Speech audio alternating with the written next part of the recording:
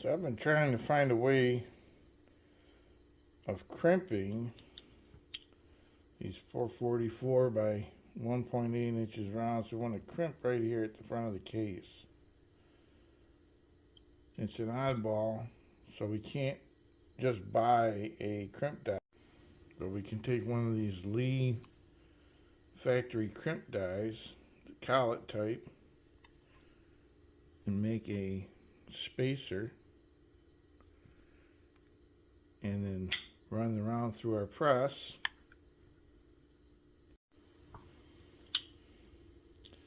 And we end up with this crimp right here without having to go the route of a custom crimp die.